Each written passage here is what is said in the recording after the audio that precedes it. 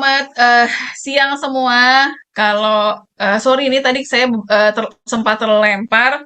Nanti kalau misalnya tiba-tiba saya kepotong atau suaranya tidak terdengar dengan jelas, saya mohon bantuannya di sini ya, saudara-saudariku untuk kasih reaksi kah atau yang tahu nomor kakak ya silahkan hubungin kak. Suara lu nggak kedengeran gitu ya. Ataukah ini kayaknya ada gangguan putus nyambung atau seperti apa gitu ya, Dek ya. Karena tadi saya sempat terlempar sekali dan sekarang saya ganti nggak pakai WiFi, saya pakai apa jaringan sendiri, jaringan pribadi lah ya. Nah, hari ini kita ketemu lagi ya, walaupun online. Berharapnya nanti sudah tidak online lagi ya, yang minggu lalu yang ikut persekutuan gabungan, ya mereka lebih dari 2-3 orang bersepakat dalam namaku, aku hadir di sana. Jadi pada saat minggu lalu kita persekutuan gabungan di Bandung ya, saudara-saudariku di sini yang mengasihiku bersepakat untuk kakak balik ke Jakarta ya. Dan doa kalian didengar, kakak kembali ke Jakarta ya. Siapalah ini ya yang bersepakat kemarin ini ya. Kakak cek-cek namanya nanti di sini. Enggak, bercanda, bercanda. Jadi cepet banget. Ya, kakak lihat juga gitu. Itulah kuasa daripada doa gitu ya. Bukan kakak tidak rela ya.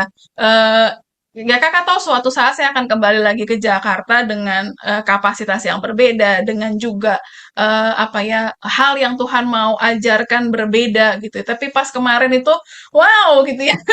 Ini kesepakatannya sangat cepat terjadi di tengah-tengah kita gitu ya. Tapi itulah ya. Firman juga berkatakan, 2-3 orang berkumpul dalam namaku, aku hadir di sana. Apalagi bersama-sama membuat kesepakatan. Hari ini kita berkumpul, walaupun ada yang disciple camp di Bandung, kita berkumpul online saat ini, sebentar saya cek, 90 orang. Ya, 90 orang ini bersepakat dalam nama Tuhan. Do something Lord for our country. Ya, do something Lord for Indonesia. Gak mungkin Tuhan tidak bergerak. Kita bersepakat bersama, kita minta Tuhan sendiri yang melawat dan bekerja di tengah-tengah bangsa kita, walaupun hari ini kayaknya wow semakin seru ya, semakin seru kehidupan di pemerintahan kita ya. Bukan karena kakak kerja di pemerintahan, tapi kakak yakin kalian pun eh, sedikit banyak mendengar berita, mendengar isu, ya kan, program-program pemerintah, wow, wow, wow, wow, gitu ya. Dan saatnya hari ini, ya, nggak cuma di pemerintahan, tapi juga di anak-anak Tuhan, di hamba-hamba Tuhan, gitu ya. Ada banyak pergolakan-pergolakan, terutama tentang pengajaran-pengajaran. Yang kayaknya, lo kok jadi beda dengan yang sebelum saya pahami? Kok jadi beda, melenceng, misalnya kok bener sih, ada benernya juga yang diucapkan sama hamba Tuhan yang A gitu. Tapi rasanya kok nggak klik ya, kok nggak damai sejahtera ya di hati saya ya. Nah, hari ini kita akan belajar tentang bertekun dalam pengajaran, tidak lalai dalam mempergunakan karunia. Sebelum kakak masuk ke bahan, kakak mau wawancara. Ya, kakak suka sebenarnya interaktif ya, karena ini kita online, ya kakak tetap bisa bertanya sebenarnya. Kakak mau pilih salah seorang dulu. Ini kagak ada yang mau nyalain kamera ini teh. Ya, kakak jadi kayak ngomong sendiri. Coba yang bisa membuka kameranya ya. Oke, ada Yolanda Mundo. Yolanda, hai deh, shalom. Yolanda ada di mana? Ini nani Manado. kita mandi. Hah, di Manado? Iya. Mandi Ada, nak di fotoku. ada yang kecil di sana ya. Ada yang ikut nimbrung. Nah, kakak mau tanya dulu deh. Yolanda sekarang berapa usia? 36. 36. Waduh, masih muda ya guys ya dibanding kakak maksudnya 36 ya. Selama kamu 36 tahun hidup, ada nggak salah satu hal yang ingin banget kamu kuasai ya? Ingin kamu kuasai gitu ya, entah itu keahlian memasak kah atau keahlian pencak silat kah, keahlian menyanyi apapun lah gitu ya. Keahlian apa yang ingin atau sudah pernah kamu coba dan bagaimana cara kamu sehingga kamu bisa mendapatkan keahlian itu? Boleh nggak cerita? Pengen masak. Pengen masak. Tahu masak. Masak apa? Ya masak masak ikan lah. Nggak cuma sekedar mie atau air. air putih, nggak cuman itu. Pengen itu ya supaya menguasain ya diulang berkali-kali. Oke, ya diulang berkali-kali. Kata kuncinya ya, diulang berkali-kali. So, nggak cukup sekali. Oh, sekali mungkin Ya, keasinan atau gosong atau nggak balance bumbunya, betul ya? Entah masak ayam apa ya? Ayam apa ya di sana ya? Kok aku jadi emoku. lupa. Woku, ayam woku, ikan woku, ya kan? Iya, Nah, pasti kamu nggak pernah nggak cukup cuma sekali mencoba, betul ya Yolanda ya? iya. Oke, terima kasih sharingnya Yolanda. Nah, ada kata mengulang, ada kata mencoba tidak lebih dari sekali, ada kata melakukan yang tidak cukup untuk sekali. Nah, bertekun, kalau kita mau ngomongin tentang bertekun, sama seperti itu. Ya, hari ini, setiap kita, ya kakak mau ingatkan setiap kita gitu ya, bertekunlah dalam pengajaran yang benar. Bertekunlah dalam membaca kitab suci, dalam membaca firman Tuhan. Bertekunlah dalam membangun hidupmu, dalam mengajar, ya kan? Bahkan dibilang apa, kita perlu mengawasi diri kita, mengawasi apa yang kita ajarkan. So, bukan cuma sekedar bisa ngomong atau pinter ngomong, enggak. Tapi apa yang kau bagikan, apa yang kau sharingkan gitu. Nah, kita akan sama-sama baca. Yuk sama-sama baca ya. Kakak minta nanti ganti-gantian ya. Inilah hak eksklusifnya jadi pembicara, bisa nunjuk-nunjuk. Ya, jadi kakak minta ya kita semua baca dari 1 Timotius 4. Kita buka dulu sama-sama. 1 Timotius 4. Nanti dibaca dari ayat 1 sampai 16. Satu orang baca 2 ayat, ya. Siapapun di sini yang digerakkan dan mau langsung cepat meresponi, silakan buka mic-nya dan baca. 2 ayat ya. Kakak akan mulai, ya, ayat 1 dan ayat 2 kakak akan mulai. Oke, sudah dapat? Sudah di sana semua? Sudah, Kak. Udah Kak. Mantap. Mantap, terima kasih. Oke, ya, saya akan mulai. 1 Timotius 4. Perikopnya berjudul Tugas Timotius dalam menghadapi pengajar sesat. So, pada zaman Timotius ini sudah lahir dan sudah memulai pelayanannya, sudah ada pengajar sesat. Ya, tetapi Roh dengan tegas mengatakan bahwa di waktu-waktu kemudian ada orang yang akan murtad lalu mengikuti roh-roh penyesat dan ajaran setan-setan oleh tipu daya pendusta-pendusta yang hati nuraninya memakai cap mereka. Mereka itu melarang orang kawin, melarang orang makan makanan yang diciptakan Allah supaya dengan pengucapan syukur dimakan oleh orang yang percaya dan yang telah mengenal kebenaran. Karena semua yang diciptakan Allah itu baik dan sesuatu pun tidak ada yang haram jika diterima dengan ucapan syukur. Sebab semuanya itu dikuduskan oleh firman Allah dan oleh doa. Dengan selalu mengingatkan hal-hal itu kepada saudara-saudara kita, engkau akan menjadi seorang pelayan Kristus Yesus yang baik, terdidik dalam soal-soal pokok iman kita, dan dalam ajaran sehat yang telah kau ikuti selama ini. Tetapi jauhilah tahayul dan dongeng nenek-nenek tua, latihlah dirimu beribadah. Latihan badani terbatas gunanya, tetapi ibadah itu berguna dalam segala hal karena mengandung janji, baik untuk hidup ini maupun untuk hidup yang akan datang. Perkataan ini benar dan patut diterima sepenuhnya. Itulah sebabnya kita berjerih payah dan berjuang, karena kita menaruh pengharapan kita kepada Allah yang hidup, Juru Selamat semua manusia, terutama mereka yang percaya. Beritakanlah dan ajarkanlah semuanya itu, jangan seorang pun menganggap engkau rendah karena engkau mudah. Jadilah teladan bagi orang-orang percaya dalam perkataanmu, dalam tingkah lakumu, dalam kasihmu, dalam kesetiaanmu, dalam kesucianmu. Sementara itu, sampai aku datang, bertekunlah dalam membaca kitab-kitab suci dan membangun dan dalam mengajar. Jangan lalai dalam mempergunakan karunia yang ada padamu, yang telah diberikan kepadamu oleh nubuat dan dengan penumpang tangan sidang penatua. Perhatikanlah semuanya itu, hiduplah di dalamnya, supaya kemajuanmu nyata kepada semua orang. Lanjut deh terakhir, ayat 16-nya. Awasilah tadi, dirimu sendiri Dirimu dan sendiri.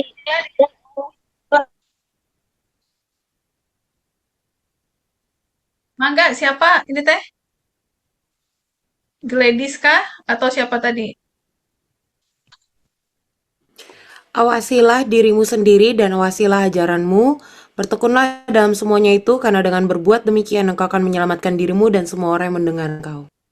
Yes, ya terima kasih buat semuanya ya. Ini ya, dari satu perikop ini saja udah banyak hal yang kita bisa pelajari ya. Banyak banyak teguran, banyak pengingat, banyak warning. Ya, tadi Kakak bilang di perikopnya saja udah kalimatnya seperti itu. Ada tugas Timotius. Siapa Timotius ini, Dek? Dia adalah satu-satunya murid ya yang bangkit dan yang diberikan amanah gitu ya dibilang sama Paulus, Paulus teruskan ya apa yang sudah kuajarkan kepadamu gitu ya. Jadi ini muridnya Paulus ya, Timotius ini. Dan waktu Timotius ini meneruskan atau mengerjakan juga ladang yang sudah dia dipercayakan kepada dia, dia juga harus siap menghadapi pengajar sesat. Jadi dari zaman dulu ya, pengajar sesat itu sudah dengan giatnya bekerja. Ya, ada satu buku yang kakak lagi baca, belum kakak selesaikan gitu ya. Judulnya The The Unmasking Devils ya, The Unmasking Devil. Buku ini ditulis oleh salah seorang, dulu dia adalah pengikut gereja setan. Ya, puji Tuhan dia dilawat sama Tuhan, dijamah sama Tuhan, dijangkau sama Tuhan, dan akhirnya dia berbalik. Satu kalimatnya dia itu di awal aja udah bikin kakak, wow, ternyata mereka pun bergiat. Ya, mereka pun bergiat melakukan apa yang kata mereka itu adalah penginjilan, yaitu untuk mencoba segala cara agar anak-anak Tuhan itu sesat. Mereka nggak ngincar orang yang tidak percaya, deh. Mereka akan mengincar orang-orang yang percaya justru. Ya, kenapa gitu ya nanti ya. Nah, tapi dia akan mengincar dan mencoba untuk melemahkan anak-anak Tuhan. Nah, mereka pun bergiat dan salah satu strateginya mereka adalah membuat anak-anak Tuhan itu tidak sadar keberadaan mereka.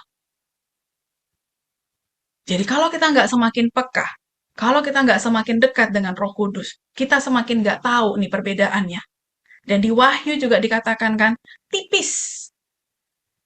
Hanya dengan Roh Kudus, hanya di dalam hadirat Allah, kau akan bisa mengetahui mana yang asli dan mana yang palsu.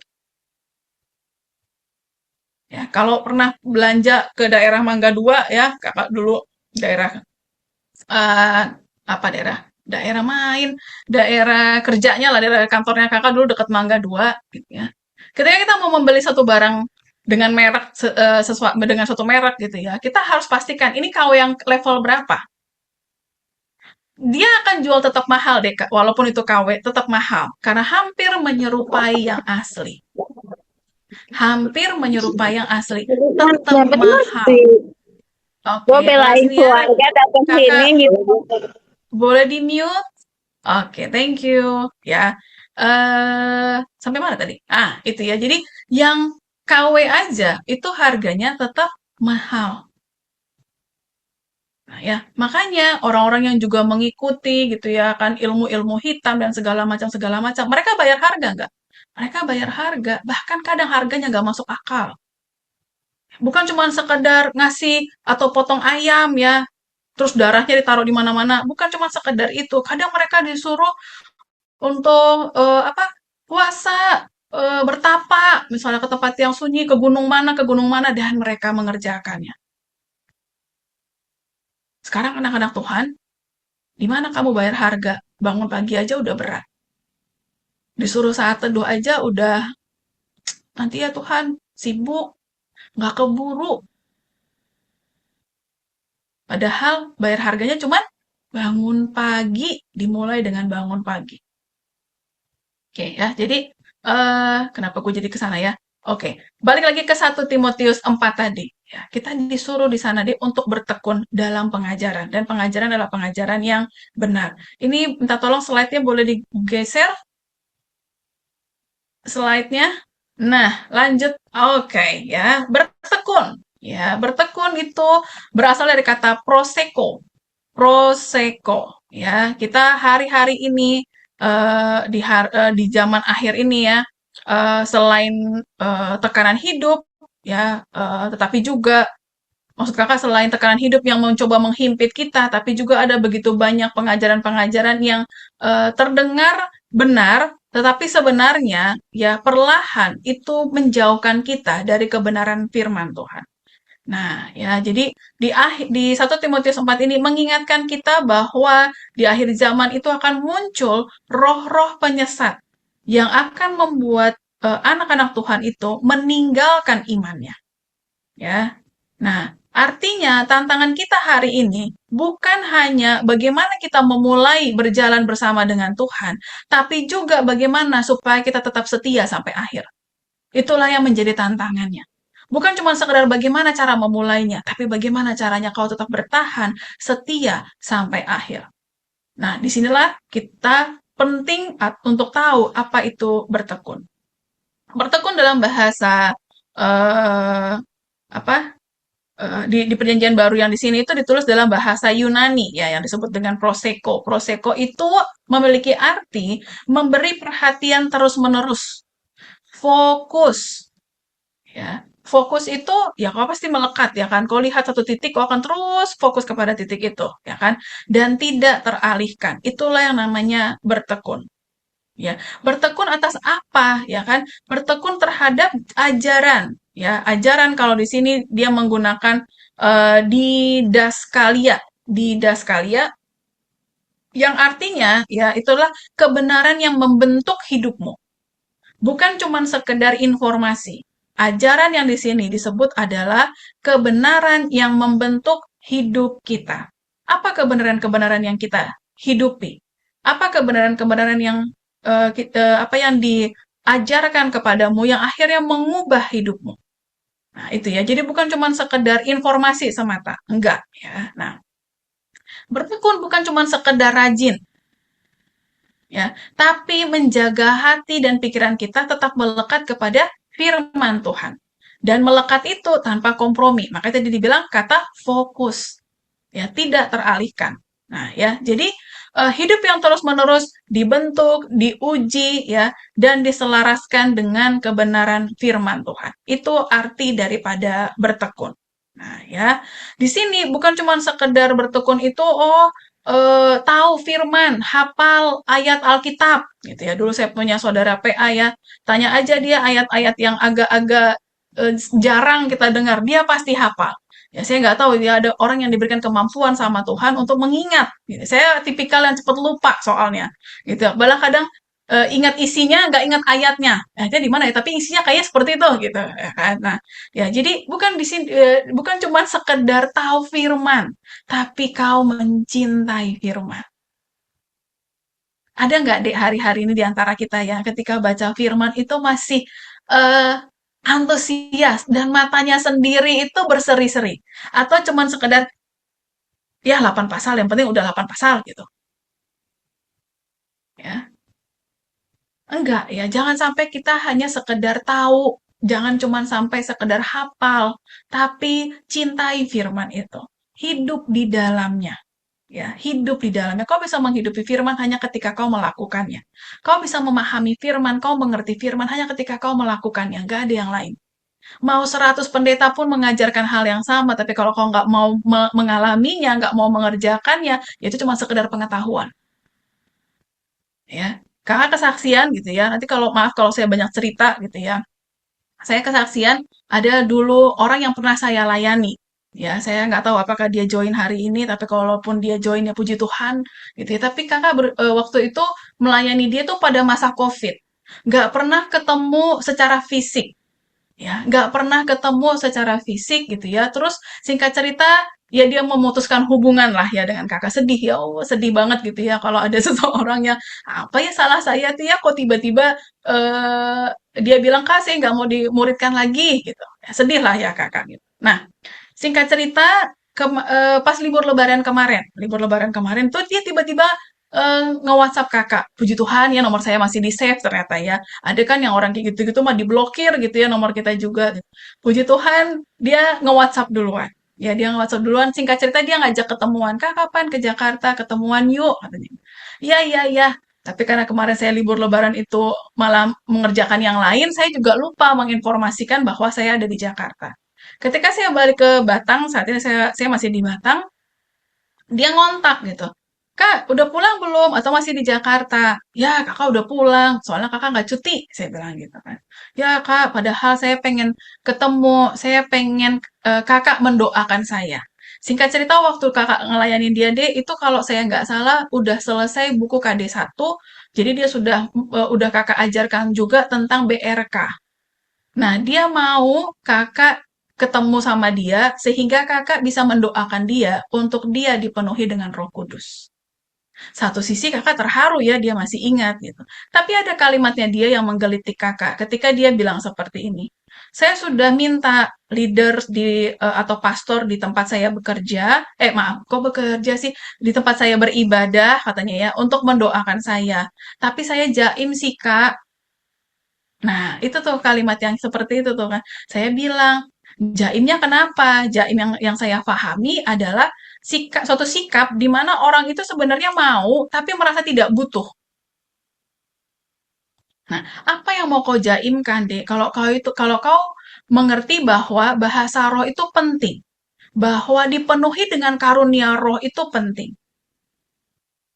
Kalau kau merasa itu penting, kau akan mengejar. Kalau kau membutuhkannya, kau akan mengejar. So, nggak perlu ada jaim-jaim. Apa yang mau kita pertahankan di dalam kejaimannya kita? Kakak berangkat dari saya membutuhkan Roh Kudus. Kakak dari latar belakang gereja yang mungkin dibilang sangat konvensional ya, kesukuan gitu ya. Tapi ketika pembimbing saya mengajarkan perlu untuk dipenuhi dengan Roh Kudus, kau harus dipenuhi dengan karunia-karunia Roh, saya mau tahu dan saya mengejar. Karena saya tahu saya butuh. Saya nggak peduli orang lain ngomong apa. Mau dibilang gua aneh kah, mau dibilang gua freak kah, whatever. Tapi yang saya tahu saya butuh, maka saya mengejar. Saya bilang sama dia, kalau kau butuh, kau kejar. Mau 10 orang pun yang berdoa, menumpangkan tangan atas kepalamu, kalau kau sendiri merasa kau tidak membutuhkannya, itu nggak akan memenuhimu.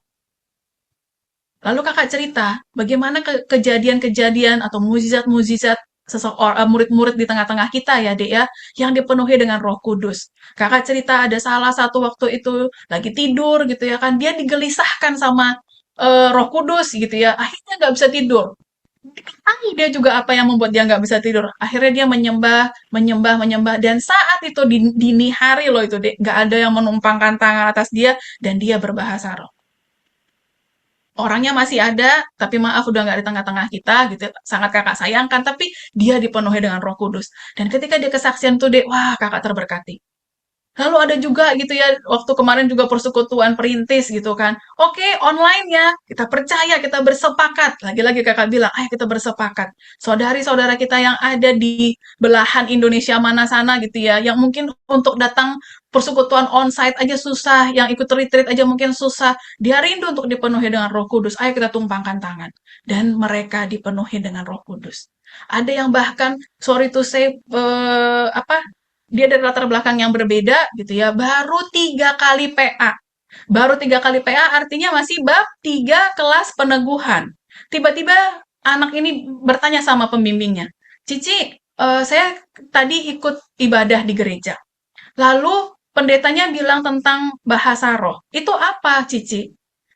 Aduh, si pembimbingnya bingung. Ini masih kelas peneguhan, tapi udah nanyanya tentang Roh Kudus, gitu ya. Tapi si pembimbingnya pun nggak bisa menahan diri untuk tidak menceritakan. Lalu dia ceritakan dan dia tanya, kamu mau nggak dipenuhi dengan Roh Kudus? Mau, Ci. Mereka berdoa, sekali didoakan belum dapat. Lagi yuk, kata si pembimbingnya. Pembimbingnya juga bersemangat gitu ya. Pembimbingnya juga penasaran gitu. Mau nggak dipenuhi dengan Roh Kudus? Mau, Ci. Dan kedua kali mereka doa, anak itu dapat bahasa roh. Wow. Hal itu saya ceritakan kepada anak ini, ya saya bilang lakukanlah deh, apapun yang digerakkan oleh Roh Kudus untuk kau lakukan. Dan bukalah mulutmu. Mulailah perkatakan kalimat pertama yang keluar di mulutmu, apapun itu. Jangan banyak blocking di pikiran kita ini. Kalau kau percaya kau memintanya kepada Roh Kudus, gak mungkin roh yang lain yang memenuhimu. Dan singkat cerita, seminggu kemudian dia WhatsApp saya lagi dan dia bilang, kakak terima kasih. Saya sudah mendapatkan bahasa roh. Wah, itu kakak yang bacanya aja, Tuhan terima kasih, memang benar. Kau omnipresence, ya, kau omnipotent, kau tidak terbatas ruang dan waktu, Tuhan. Kakak yang bersuka cita ketika melihat anak itu dan mendengarkan anak itu. Dan dia bilang seperti ini, satu kalimat kakak di WhatsApp yang menegur saya. Waktu itu kakak bilang bahwa Allah itu roh. Untuk kamu bisa memahami roh, maka aktifkan roh yang ada di dalammu.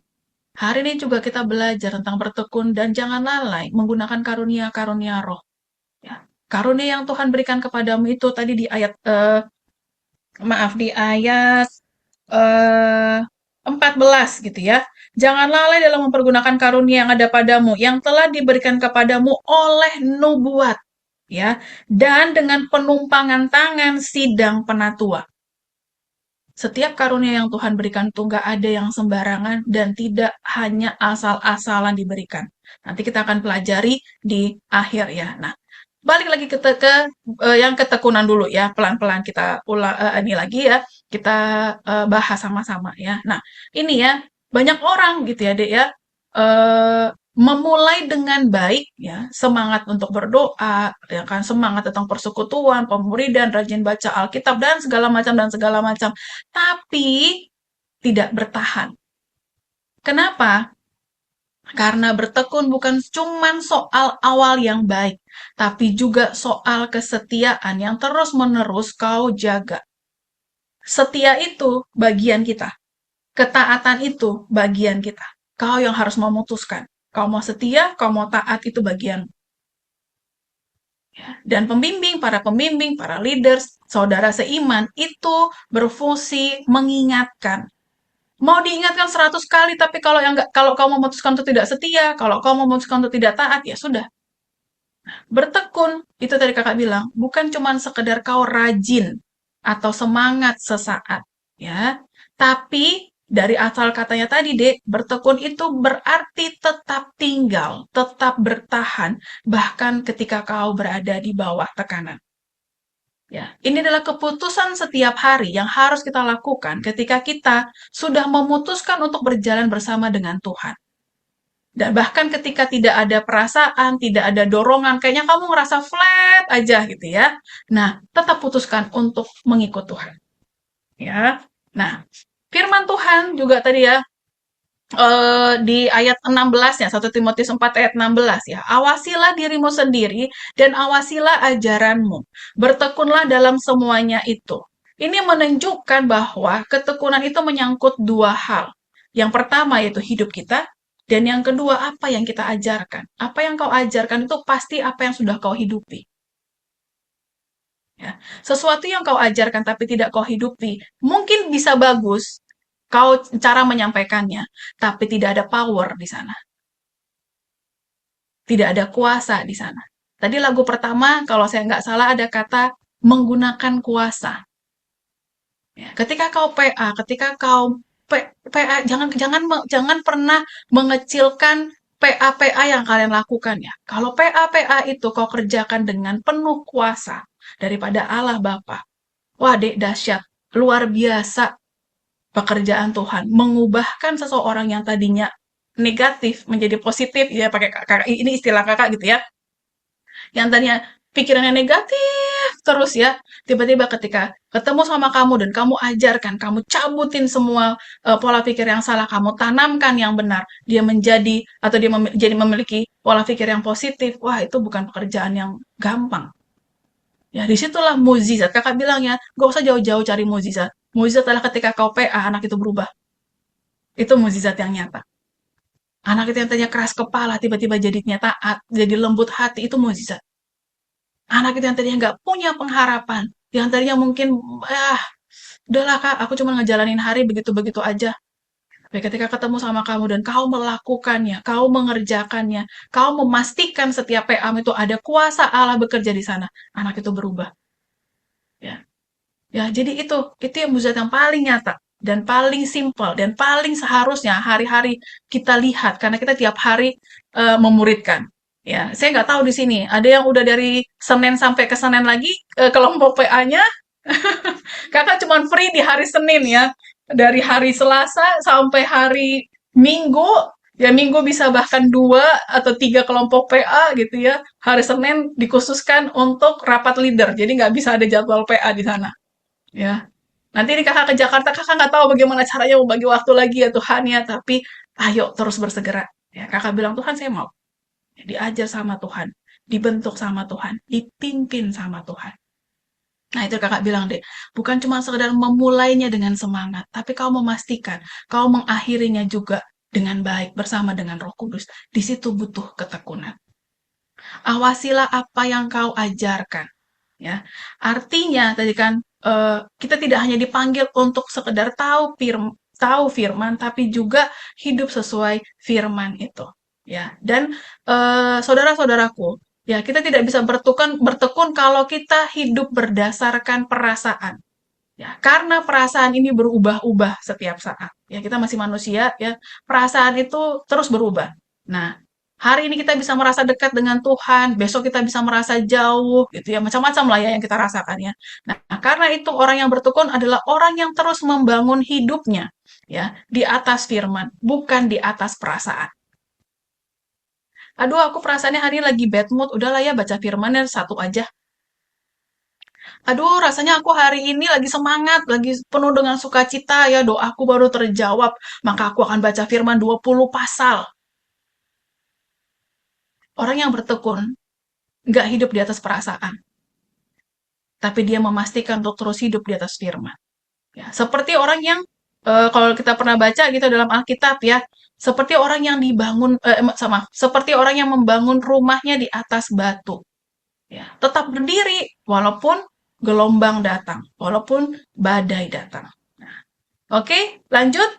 Next slide. Nah, bagaimana cara anak-anak Tuhan itu bertekun? Ini penting ya. Yang pertama, berakar dalam firman yang tadi kakak sudah sempat sounding ya, bukan berdasarkan perasaan. Coba kita buka sama-sama Matius 7 di ayat 24 sampai 25. Yang udah dapat, mangga segera sambar mic-nya, open mic maksud kakak ya, sambar mic-nya dan silahkan membaca. Matius 7 ayat 24 sampai 25. Setiap Matius orang 7. yang mendengarkan perkataanku ini dan melakukannya, ia sama dengan orang yang bijaksana yang mendirikan rumahnya di atas batu. Kemudian turunlah hujan dan datanglah banjir, lalu angin melanda rumah itu, tetapi rumah itu tidak rubuh sebab didirikan di atas batu. Yes, ya, itu tadi yang dibilangkan tidak rubuh karena didirikan di atas batu. Kau tidak akan pernah goyah, adik, ketika kau melandaskan seluruh kehidupanmu di atas firman Tuhan. Orang lain mau bilang apa, ya kan? Maaf, sorry kemarin ada satu link YouTube ya, kakak baca judulnya sih, belum kakak dengerin secara utuh gitu ya. Seorang hamba Tuhan dia menubuatkan bahwa Mei adalah puncak inflasi dan segala macam gitu ya. Kakak nggak ngedengerin sampai full, tapi somehow kalau orang-orang yang tidak membangun dirinya, biasanya, atau lagi orang-orang yang tidak percaya, biasanya reaksi yang mereka lakukan adalah apa? Tarik semua tabungan. Karena inflasi misalnya ya kan, tarik semua tabungannya, simpan dalam bentuk uang cash. Ya kan? Udah mulai melakukan apa-apa yang menunjukkan kepanikan. Tapi kalau anak Tuhan, pertama kali yang dia lakukan ketika dia menghadapi tantangan pun atau suatu situasi yang tidak yang tidak jelas gitu ya. Yang pertama dia lakukan adalah berdoa, tanya Tuhan, cari Tuhan. Nggak gampang goyah, ya kau tidak akan goyah gitu ya. Nah di sini ya didirikan di atas batu ya. Nah baca firman ya bukan untuk sekedar tahu, tapi juga untuk kita taati, untuk kita renungkan setiap hari ya. Nah lalu yang kedua ya 1 Timotius 4 ayat 7. Balik lagi deh ya ke 1 Timotius 4 ayat 7.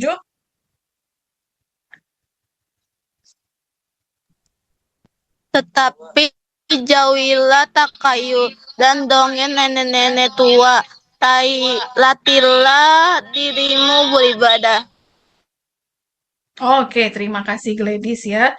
Tetapi jauhilah tahayul dan dongeng nenek-nenek tua. Siapa di sini yang udah tua? Nggak ada. Semua pengennya dibilang muda ya. Tapi seringkali gitu ya, dulu juga kakak gitu ya, sering mendengar cerita-cerita dongeng kalau di kampung kakak. Ya. Oh si ini, si ini, si ini gitu. Dan itu kita percayai.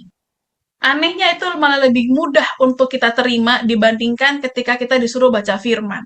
Kok kayaknya baca firman ini selalu kita bilang sulit ya, sulit ya.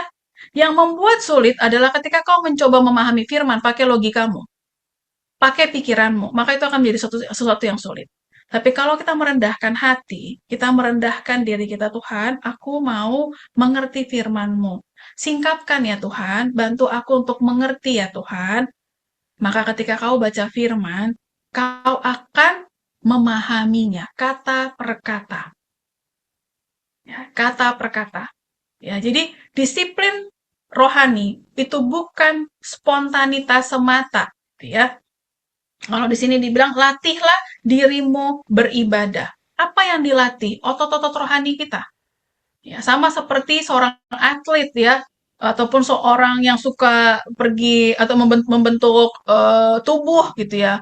Oh dia mau cepet-cepet instan, langsung kebentuk tubuhnya, langsung angkat yang 20 kilo, padahal itu baru pertama kali dia nge-gym misalnya. Yang terjadi apa? Encok, ya, besoknya dia nggak akan bisa melatih, ya, akan hancur malah tubuhnya. Enggak, pasti diajarnya bertahap. Bawa dulu 5 kilo, tapi konsisten ya. Ulang 3 kali repetisinya, bla bla bla bla gitulah. Yang sering nge-gym di sini udah pasti paham lah ya. Nah, itu ya. Jadi dia akan terus nanti naikin lagi. Terus nanti dia naikin lagi. Ya, begitu dia misalnya sebulan nggak nge-gym, jangan langsung ambil yang kiloan yang paling gede. Terakhir ketika saya sebelum nge-gym kemarin udah sempat 20 kilo, nggak akan bisa. Ulang lagi dari 5. Nah, seperti itu ya. Jadi, disiplin rohani itu bukan sesuatu yang spontanitas. Ya, dia dibangun setiap hari. Ya, ketika kau lagi bahkan tidak mood untuk berdoa, putuskan untuk berdoa. Ketika kau lagi tidak mood untuk baca firman, kau baca firman. Ya, ketika kau bahkan tidak mood untuk datang persekutuan, datanglah persekutuan. Justru ketika kadang perasaan-perasaanmu tidak mood itu, terus kau lawannya, kau akan melihat, oh, pantas aku tadi dipaksa untuk datang ya. Ternyata ada yang mau Tuhan kerjakan. Itu ya. Jadi responi setiap apa yang digerakkan oleh Roh Kudus. Ya. Jadi ketekunan itu dibangun. Ya. Bertekun itu dibangun. Bukan sesuatu yang muncul tiba-tiba. Nah, lalu yang kedua kita baca di Wahyu 2 ayat 4 sampai 5. Wahyu 2 ayat 4 sampai 5.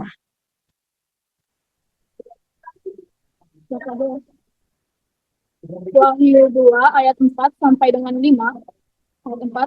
Namun demikian aku mencela engkau karena engkau telah meninggalkan kasihmu yang semula. Ayat 5. Sebab itu ingatlah betapa dalamnya engkau telah jatuh. Bertobatlah dan lakukanlah lagi apa yang semula engkau lakukan. Jika tidak demikian, aku akan datang kepadamu dan aku akan mengambil kaki dianmu dari tempatnya jikalau engkau tidak bertobat. Oke, iya ya. Jadi kalau kita baca secara keseluruhan gitu ya, Dek ya, di Wahyu 2 ini ayat 1 sampai 7 itu adalah surat Paulus kepada jemaat yang ada di Efesus. Ya, Efesus ini kalau kita selidiki ya, mereka ini bukan jemaat yang tidak mengenal Tuhan. Mereka mengenal Tuhan, tapi ya mereka kehilangan kasihnya yang mula-mula kepada Tuhan. Apinya padam. Ya, apa yang menyebabkan apinya padam, ya kan? Nah, Kakak coba cari tahu gitu ya di jemaat Efesus ini gitu ya.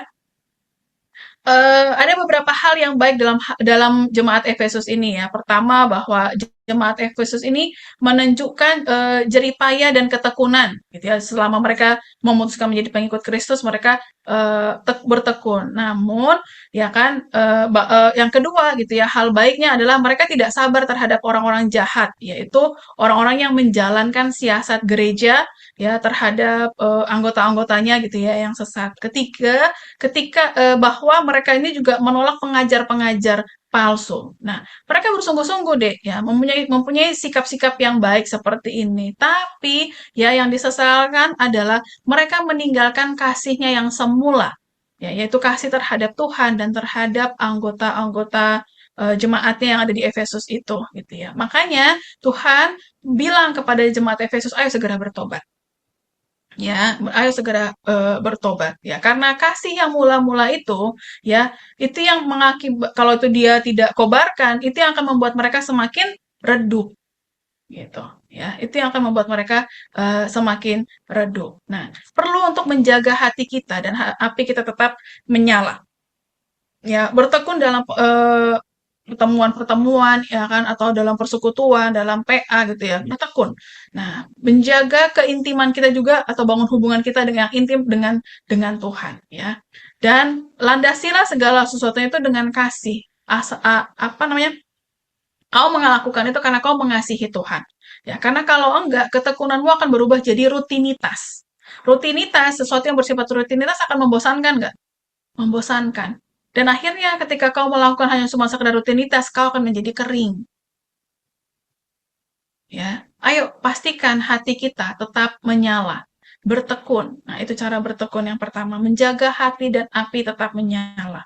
Ya, nah, terus yang keempat gitu ya, hidup dalam komunitas yang benar ya. Di Ibrani 10 ayat 25. Boleh ada yang bantu bacakan? Ibrani 10 ayat 25. Ibrani 10 ayat 25. Janganlah kita menjauhkan diri dari pertemuan-pertemuan ibadah kita seperti dibiasakan oleh beberapa orang. Tapi marilah kita saling menasihati dan semakin giat melakukan menjelang hari Tuhan yang ini. Oke, ya, makasih Dek. Di situ dibilang apa? Janganlah kita menjauhkan diri dari pertemuan-pertemuan ibadah kita seperti yang dibiasakan oleh beberapa orang. Tapi marilah kita saling menasehati, saling menguatkan gitu ya, semakin giat melakukannya menjelang hari Tuhan yang mendekat. Nah, di sini kalau kamu punya satu komunitas yang benar, hanya orang-orang itulah yang kamu izinkan deh untuk mengoreksimu. Walaupun Tuhan bisa pakai siapapun ya sebenarnya untuk menegur kita ya. Tapi percayalah ketika teguran itu berasal dari saudara-saudarimu yang ada di kelompok PA misalnya, yang ada di J4U misalnya gitu ya, atau yang ada di komunitas anak Tuhan juga gitu, dan kamu tahu bagaimana dia membangun hidupnya, ya kan? Itu adalah untuk mengingatkanmu, menegurmu. Jadi jangan tersinggung gitu ya. Kalau ada yang dapat teguran gitu ya, kalau ada yang menasehati kita gitu ya, jangan tersinggung. Ya. Kenapa perlu untuk punya suatu komunitas gitu ya yang sehat ya, supaya kamu nggak mudah disesatkan, supaya kamu nggak cepat lemah. Kalau di eh, apa pengkhotbah kalau saya nggak salah gitu ya, dibilang satu mudah dipatahkan, ya kan? Kalau kau sendiri berjalan sendiri, kau akan mudah disesatkan. Tapi kalau ada kiri kananmu, ketika kau jatuh pun, saudara di kiri kananmu itu akan bilang atau akan menopangmu, akan menguatkanmu, ayo bangkit lagi, ayo bangkit lagi. Oke, nah yang kelima ya, aktif menggunakan karunia. Tadi ya yang di 1 Timotius 4 ayat 14 yang sudah kita baca sama-sama gitu ya. Nah, karunia ini dipakai untuk apa, Dek? Membuat iman kita hidup. Ya, dan membuat kita selalu terhubung dengan Tuhan. Ya, dan orang-orang yang mengaktifkan karunia-karunia ini juga gitu ya, kakak pastikan dia tidak akan pasif. Ya, dia bukan orang yang pasif gitu ya. Udah nanti aja nunggu instruksi, ya, nunggu arahan. Waduh, ya. Enggak ya, dia akan bahkan memiliki inisiatif. Enggak, saya harus melakukannya. Ada nggak ada pembimbingku? Ya, ada nggak ada jadwal penginjilan hari ini katanya ada hari ini apa hari Minggu ya, ada jadwal penginjilan gitu ya di Jabodetabek ya. Ada nggak ada? Ya, aku harus terus lakukan, mengerjakan. Nah, ini ya. Nah, next slide. Apa sih manfaat yang bertekun? Ya, manfaat bertekun yang sering mungkin tidak kita sadari ya. Yang pertama ya, coba kita baca Yakobus 1 ayat 3 sampai 4. Yakobus 1 ayat 3 sampai 4.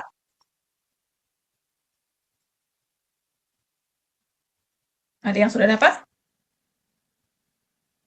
Sebab Yakobus kamu 1 tahu bahwa ujian terhadap imanmu itu menghasilkan ketekunan, dan biarkanlah ketekunan itu memperoleh buah yang matang, supaya kamu menjadi sempurna dan utuh dan tak kekurangan suatu apapun.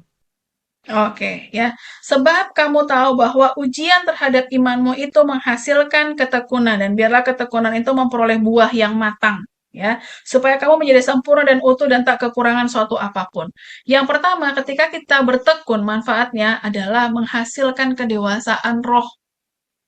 Ya, ketekunan itu pasti akan menimbulkan tahan uji, ya.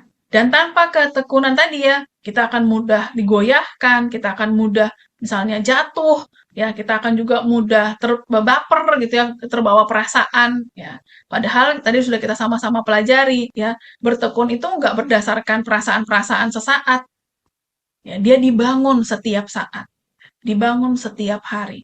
Nah, manfaat yang pertama adalah menghasilkan kedewasaan roh, ya. Makanan yang pertama kita ketika kita lahir baru mungkin masih makanan yang lembut ya, gampang dicerna. Tapi semakin kita mengikut Tuhan ya kan, udah mulai dikasih sama Tuhan pengajaran-pengajaran yang lebih berat. Nah, ya supaya apa ya makananmu udah harus semakin berat gitu kan. Dan hari-hari ini juga gitu ya, kami sendiri juga ya diingatkan gitu ya, untuk pastikan misalnya ada pengajaran-pengajaran dasar yang belum kita pahami gitu ya, belum kita kuasai, maka belajarlah.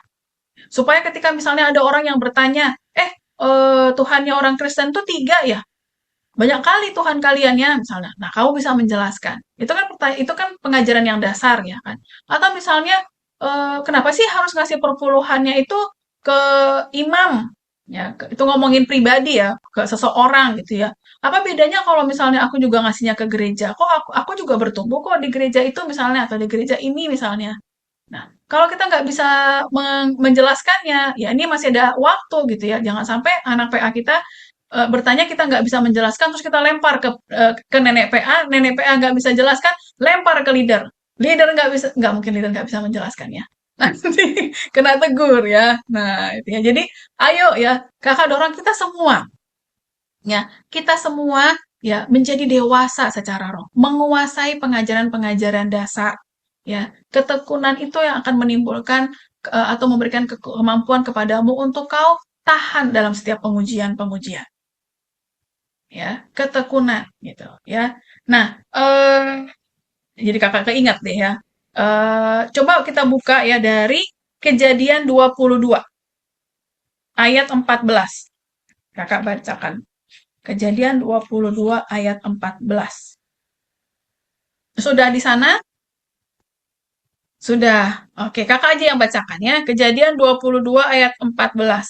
Dan Abraham menamai tempat itu Tuhan menyediakan. Sebab itu sampai sekarang dikatakan orang di atas gunung Tuhan akan disediakan. Kakak ketika baca ini gitu ya, ada yang menggelitik kakak gitu ya. Tuh, kalimatnya seperti ini. Menamai tempat itu Tuhan menyediakan. Sebab itu sampai sekarang dikatakan orang di atas gunung Tuhan akan disediakan. Di atas gunung Tuhan akan menyediakan. Ya, jadi ketika kau bertekun deh ya, ini Abraham kita sama-sama kalau udah pernah baca kisahnya, kita sama-sama memahami bagaimana Abraham ini gitu ya rindu sekali untuk memiliki keturunan. Dan dia sudah mendapati janji ya kalau saya nggak salah di Kejadian 12 gitu ya. Tuhan pertama kali suruh Abraham ini untuk keluar ya kan. Tinggalkanlah keluargamu, tinggalkanlah sanak saudaramu, pergilah ke tempat yang akan aku tunjuk. Dan ketika kau pergi ke tempat yang aku tunjuk itu, aku akan menjadikanmu dan keturunanmu banyaknya seperti bintang di langit. Janji itu sudah didapat sama Abraham jauh sebelum dia meninggalkan keluarganya. Ada berkat, ya kan? Setiap kali Tuhan menyuruh Abraham melakukan sesuatu, ada berkat. Nah, suatu ketika gitu ya, udah jadi nih ya, udah pergi dia ya, terus udah dapatin janji itu gitu ya. Di 25 tahun kemudian semenjak janji itu dinyatakan Tuhan kepada Abraham, barulah Ishak ini lahir. Jadi ada masa waktu 25 tahun Abraham itu menanti tergenapinya janji Tuhan. Ada di tempat ini yang lagi menunggu jawaban janji Tuhan? Semua kita pasti ya, termasuk kakak juga gitu ya. Tuhan, saya menanti jawaban janji Tuhan. 25 tahun itu Abraham dibentuk sama Tuhan. Di tahun ke-24 ya, ada 2 malaikat datang ya kan, dan malaikat itu bilang, "Nanti tahun depan ya, di waktu yang sama seperti ini," gitu ya kan. Kau akan atau Sarah akan mengandung dan melahirkan anak. Sarah mendengar kalimat itu dan dia tertawa. Artinya bagi kakak ya dia, Itu sebenarnya janji ya. 25 tahun itu masa persiapan Tuhan menggenapi janji itu bukan cuma sekedar mempersiapkan Abraham, tapi juga pasangannya, Sarah. Puji Tuhannya selama 25 tahun itu Abraham tetap setia, tetap bertekun mengikut Tuhan, walaupun jawaban doanya, janjinya belum tergenapi. Ketika sudah tergenapi, beberapa tahun kemudian kakak nggak menemukan ya umur berapa sebenarnya Ishak ini dipersembahkan. Udah dapet ini dek, udah dapet kan baru satu nih ya anaknya si Abraham ya, yang dihitung ya, jangan dihitung yang dari Hagar ya. Nah, yang dihitung ini Ishak. Ishak inilah penggenapan awal mula gitu ya, kalau bisa dibilangnya penggenapan dari janji Tuhan tadi itu. Kan. Tuhan malah suruhnya apa dek? Korbankan, sembahkan kepada Tuhan. Di atas Gunung Moria. Moria ini suatu daerah ya, dan di daerah Moria ini ada beberapa pegunungan, nggak cuma satu. Ya, kalau gunung itu cuma satu, tapi kalau dia ada banyak gunung, maka dia disebut dia pegunungan. Nah, Tuhan bilang, nanti aku akan tunjuk gunungnya yang mana. Dan ketika naik ke atas gunung itu butuh 3 hari perjalanan. Abraham berjalan bersama dengan Ishak. Dalam perjalanan itu pun Ishak nanya, Bapak, ini kan kita mau memberikan persembahan ya. Karena dia lihat kan, Ishak tuh lihat, oh kita bawa kayu, kita bawa api, berarti ini mau memberikan persembahan. Ya, Ishak itu pun mengenali bapaknya, kebiasaan bapaknya, ketekunan bapaknya memberikan persembahan. Tapi kok nggak ada dombanya ya Pak? Dia nanya. Tapi Abraham bilang, nanti Tuhan yang akan menyediakan. Dan Abraham terus naik ke atas gunung, naik ke atas gunung. Dan di atas gunung itulah, ketika dia bahkan udah tinggal ngebelek nih, ya dia udah tinggal ngebelek si Ishak gitu ya. Dan tiba-tiba di situ Tuhan bilang, aku sudah melihat kesetiaanmu. Aku sudah melihat isi hatimu. Aku sudah melihat bagaimana kau begitu mengasihiku. Ya, kenapa sebenarnya Dek? Ya, Tuhan minta Abraham mempersembahkan Ishak. Tuhan mau menguji hatinya Abraham. Apakah Abraham tetap mengasihi Tuhan yang memberikan berkat itu? Ya, bagi Abraham kan Ishak itu adalah berkat ya. Atau hatinya menjadi cenderung mengasihi berkat yang Tuhan kasih. Seringkali kita pun akan jadi kayak membelok gitu loh, Dek. Kita lebih mengasihi berkat-berkat yang sudah Tuhan kasih. Kita tidak lagi mengasihi pribadi yang memberikan berkat itu, yaitu Yesus itu sendiri. Maka lewat ketekunan inilah kamu akan tahan uji. Abraham bertekun setiap saat, sehingga ketika Tuhan menguji hatinya, dia benar-benar tulus, dia benar-benar memberikan secara spesifik, melakukan secara spesifik apa yang Tuhan perintahkan untuk dia lakukan. Dan saat itu langsung kejadian, ya kan? Tiba-tiba ada domba di situ. Dan Tuhan benar-benar menyediakan apa yang Abraham lakukan. Satu hal yang juga kakak mau ajar, yang kakak juga mau kita sama-sama belajar gitu ya, karena kakak juga ditegur sama Tuhan lewat ayat ini. Ketika kau mau melihat apa yang Tuhan sediakan untukmu hari-hari ini, naiklah ke atas gunungnya Tuhan. Kalau kau cuma ada di kaki gunung, kau cuma ada di tengah-tengah gunung, kau nggak akan melihat penyediaan tangan Tuhan itu. Naik ke atas gunungnya Tuhan, artinya apa dek? Ayo terus mendekat kepada Tuhan. Di atas ketinggianlah kau bisa melihat jalan-jalan Tuhan jauh lebih besar lagi. Kalau kau di bawah, kalau kau cuma di bawah kaki gunung, paling jarak pandangmu itu kan cuma 1-2 meter ke depan, ya kan? Tapi kalau kau di atas ketinggian, jarak pandangmu itu bisa 1-2 kilo enggak? Dan kau bisa melihat jalan lain. Oh, ternyata yang di situ jalannya, oh ternyata aku kemarin salah nih. Oh, ternyata ini, itu. Oh, ternyata ini yang Tuhan mau untuk aku kerjakan. Naiklah ke atas gunungnya Tuhan dengan ketekunan. Bawalah isi hatimu kepada Tuhan. Tanggalkan setiap pemikiranmu atau pandanganmu yang hari ini masih kau pertahankan. Tanggalkan. Tuhan, aku mau diubahkan lebih lagi. Dan kau akan melihat bagaimana Tuhan menyediakan apa yang kau perlukan. Naik ke atas gunung Tuhan itu, gunung itu bicara tentang kita memberikan persembahan, ketika berbicara tentang menyembah Tuhan di sana. Ya, jadi ketika kau naik ke atas gunung, ya dek, kau lagi membawa seluruh isi hatimu ya membawa seluruh pergumulanmu, kau hanya menyembah Tuhan di sana dan pasti kakak yakin ya sama seperti Abraham, dia bilang Tuhan terima kasih, engkau mendorong aku, nge-push aku untuk naik ke atas gunung sehingga aku bisa melihat bagaimana engkau menyediakan segala yang aku perlukan. Kesetiaan Abraham inilah, ketekunan Abraham inilah yang membuat dia mampu menyelesaikan ujian demi ujian dan akhirnya tergenapi kan Dek janji itu, banyaknya keturunan Abraham seperti bintang di langit. Ya. Nah, itu ya. Jadi, ayo belajar tekun supaya kau semakin dewasa. Nah, yang kedua, manfaat bertekun adalah memampukan kita menjadi peka, membuat kita peka ya, sehingga kita bisa membedakan mana yang real, mana yang palsu. Ya. Jadi kita baca Ibrani 5 ayat 14. Ibrani 5 ayat 14. Ibrani 5 ayat 14 yang sudah dapat boleh bantu baca. Tetapi makanan keras adalah untuk orang-orang dewasa yang karena mempunyai panca indera yang terlatih untuk membedakan yang baik daripada yang jahat. Oke, ya ini hampir sama dengan yang tadi ya. Hanya, ya kan, tetapi makanan yang keras adalah untuk orang-orang dewasa yang karena mempunyai panca indera yang terlatih, sehingga mereka bisa membedakan mana yang baik dan yang jahat. Jadi ketika kau bertekun, kau akan bisa membedakan deh mana yang baik, mana yang jahat, mana yang asli, mana yang palsu. Gitu, ya. Nah, terus lanjut yang ketiga ya, Lukas 8 ayat 15. Lukas 8 ayat 15. Lukas 8 ayat 15, ada yang bisa bantu baca? Yang jatuh di tanah yang baik itu ialah orang yang setelah mendengarkan firman itu menyimpannya dalam hati yang baik dan mengeluarkan buah dalam ketekunan. Ya, kakak suka kalimat ini ya, mengeluarkan buah dalam ketekunan.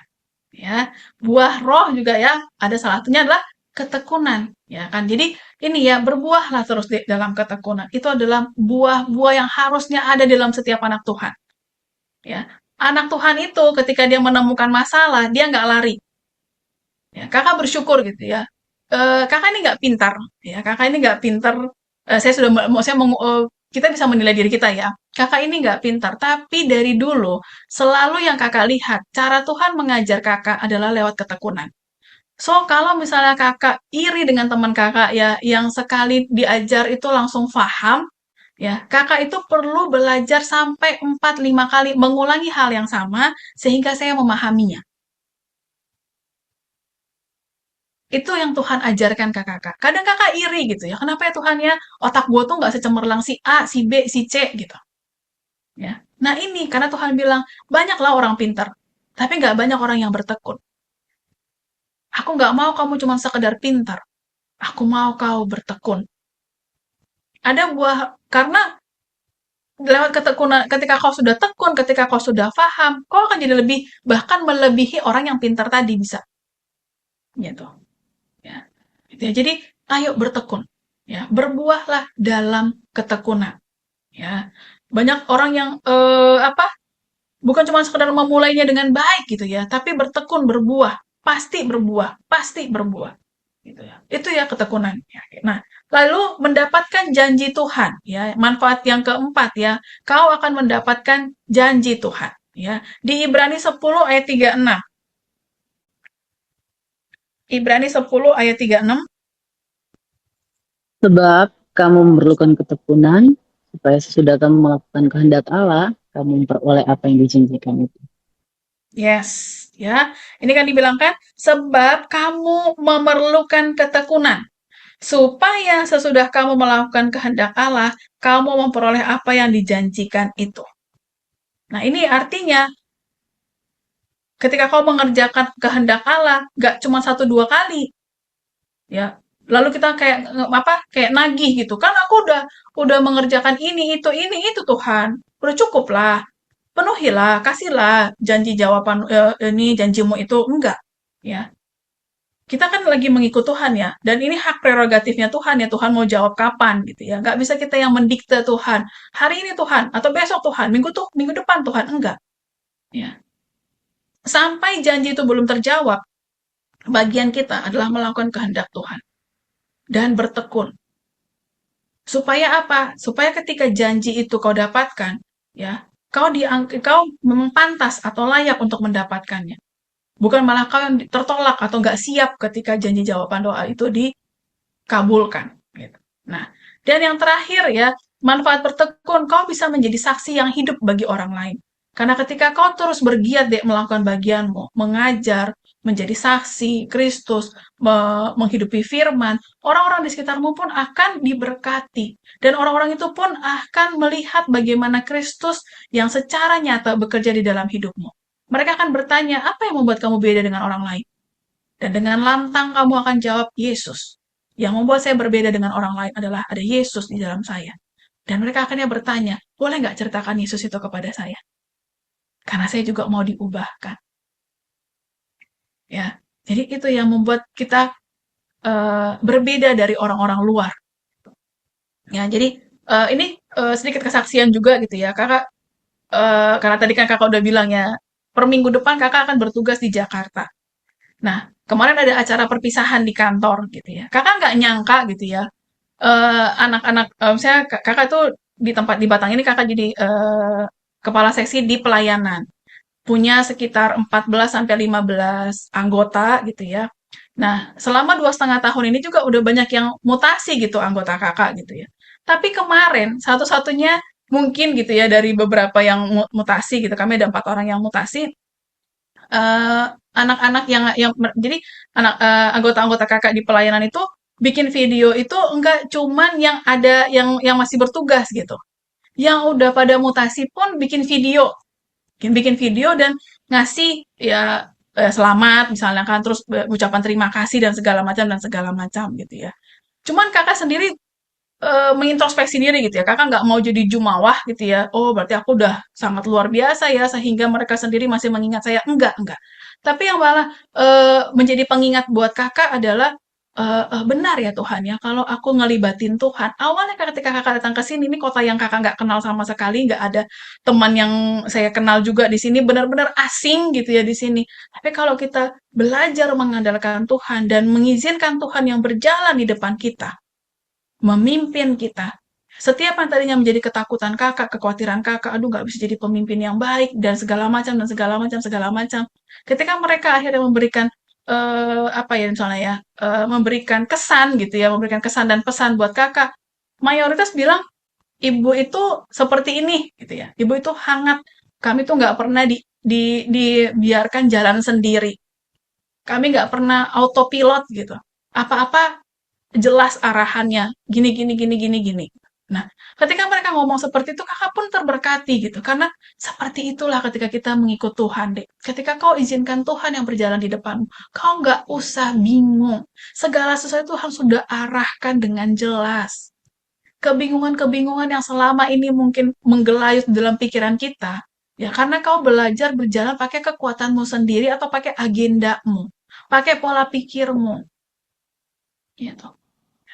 Oh ini ya, dan enak gak dia bisa ketika mereka notice seperti itu kan artinya mereka jadi merasa nyaman bekerja karena melihat bahwa oh atasanku ada untukku, atasanku ngasih arahan, atasanku mau berdiskusi gitu. Nah, Tuhan pun seperti itu. Ketika kau bingung, ngobrol sama Tuhan. Tanya sama Tuhan, arahannya apa Tuhan? Kemana berikutnya apa Tuhan yang aku harus lakukan?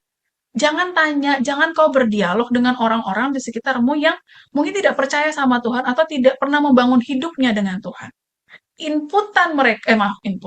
Output dari mereka kepadamu, ya kan, itu akan bisa menggoyahkan imanmu.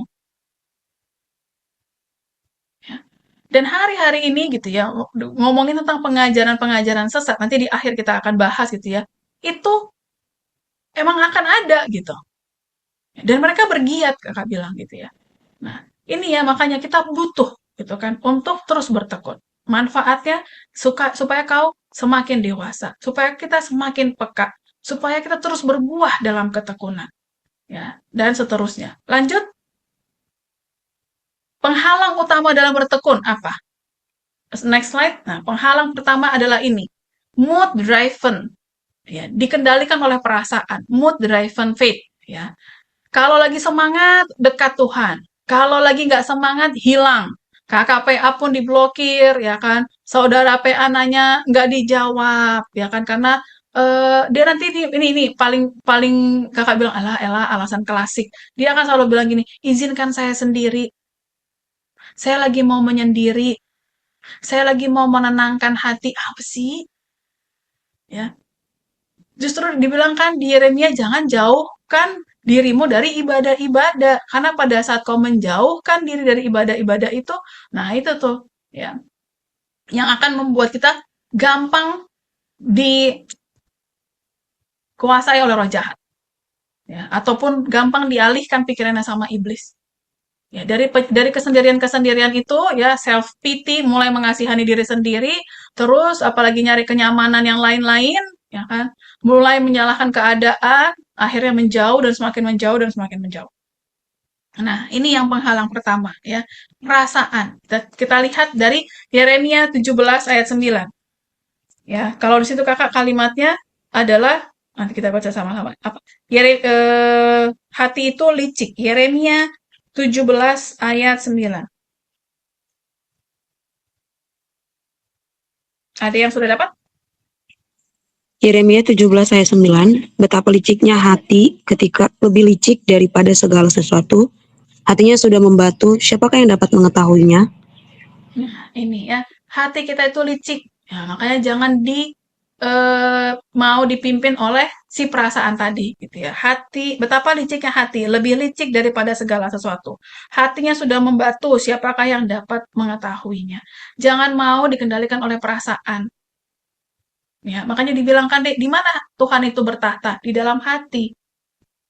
Artinya kau mengizinkan hatimu dan seluruh perasaanmu itu ya Tuhan yang bertahta di sana, Tuhan yang mengendalikan di sana. Oke, nah itu ya penghalang yang pertama. Penghalang yang kedua, kenyamanan atau zona nyaman. Ya, nggak mau berubah, nggak mau didisiplinkan, nggak mau berkorban gitu ya. Nah ini ya, pengennya di zona nyaman terus. Nah ini juga menjadi penghalang kita ketika kita mau bertekun. Yang ketiga, ya kekecewaan terhadap Tuhan. Ya, ketika misalnya doanya nggak dijawab-jawab, mulai mundur.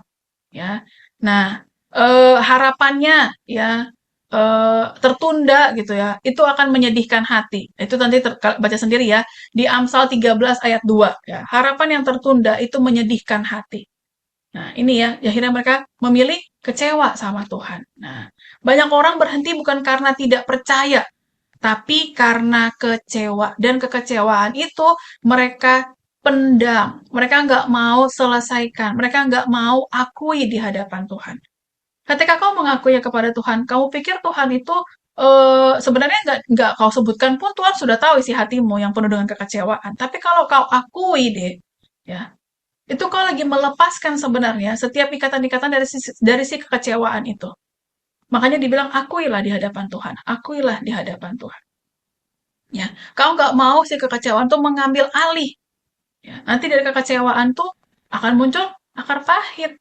Ya, nah, itu lebih lebih sulit lagi nanti ya kan. Nah, jadi jangan dibiarkan kekecewaan terhadap Tuhan terus tinggal. Selesaikan, akui.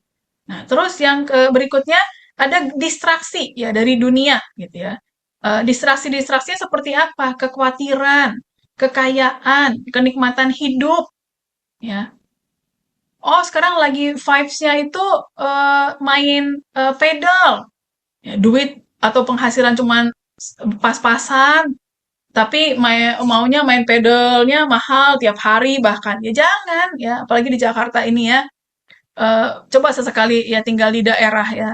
Eh, Selain mungkin fasilitasnya tidak banyak ya harga-harganya juga nggak terlalu mahal gitu ya. Nah, jadi ini ya, jangan kekhawatiran, ya kekayaan atau kenikmatan hidup itu mengganggumu, mendistraksimu. Itu yang menjadi penghalang kita untuk bertekun.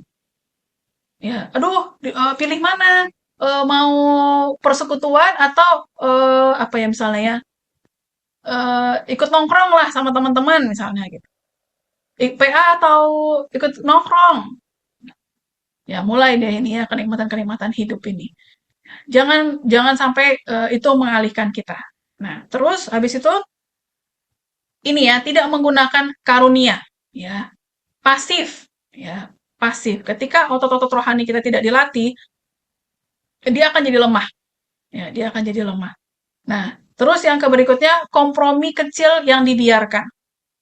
Ya, nah, di jemaat kalau kita baca di jemaat Pergamus ya ini bedanya dengan jemaat Efesus. Kalau jemaat Pergamus itu Dek yang pas yang Kakak cari tahu gitu ya. Di Pergamus ini itu banyak kuil-kuil. Ya, dewa-dewa berhala itu mereka dirikan gitu ya. Ada untuk Aklepios ya, Asklepios maaf, ada untuk dewa Asklepios maaf.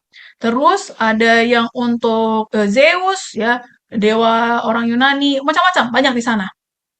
Ya, tapi jemaat ini mereka memang nggak menyangkal imannya kepada Yesus, tapi juga eh, nggak secara tegas menolak ya pengajaran-pengajaran dari Bileam ya atau juga bahkan pengajaran-pengajaran dari Nikolaus ya. Nah, ini mereka kompromi ya. Mereka kompromi dengan pengajaran-pengajaran yang lain. Nggak secara tegas bilang ini salah, enggak. Kenapa? Ya mungkin mereka takut dikucilkan ya. Ingin diterima di lingkungan itu jadi takut dikucilkan, ya udahlah kita terima aja. Nah, terus ada lagi mungkin eh, pemahaman iman yang salah. Kan ini kan kasih karunia, sehingga ya udah nggak apa-apa, bebas aja. Hidupnya mau seperti apa, namanya juga kasih karunia. Nah, itu. Oke ya, jadi ini salah ya yang ada di jemaat Pergamus ini salah ya. Mereka mengasihi semua orang, menerima semua orang, ya kan, eh, dan berpikir bahwa itu bagus gitu ya, serta dipuji gitu ya. Nah, tapi mereka nggak mau secara tegas menyatakan kebenaran ataupun menegur orang-orang yang jelas-jelas mengikuti pengajaran-pengajaran yang tadi ya, Bileam ataupun pengajaran-pengajaran Nikolaus. Nanti boleh cari tahu sendiri ya, Bileam itu seperti apa sih pengajarannya ya. Yang sedikit kakak kasih tahu kalau Bileam ini tuh menyesatkan anggota jemaat lain dengan memakan persembahan berhala dan melakukan perbuatan-perbuatan zina. Itu nggak masalah bagi mereka, ya. Itu kalau yang Bileam. Tapi kalau yang pengajaran Nikolaus, Nikolaus ini tuh bidat Kristen, ya, yang mengajarkan dia memisahkan iman dan moral hidup, ya. Dia membenarkan imoralitas seksual, ya. Dia membenarkan nggak apa-apa nyembah-nyembah berhala, itu ya kurang lebih pengajarannya si Nikolaus. Nah, jadi nggak bisa ya kita harus benar-benar tegas gitu ya. Dan menyatakan Injil itu ya oke, memang Injil itu dasar katanya kan adalah kasihnya Tuhan, tapi nggak boleh kasih karunia itu kita anggap sepele atau kita turunkan kebenarannya dengan alasan oh nggak apa-apa lah dia kasihan belum mengerti atau apa dan segala macam. Enggak. Ya, jadi jangan biarkan kompromi-kompromi kecil dalam hidupmu. Kenapa? Nanti hatimu jadi tumpul. Ya, kalau kau terus berkompromi, hatimu, kepekaanmu akan jadi tumpul.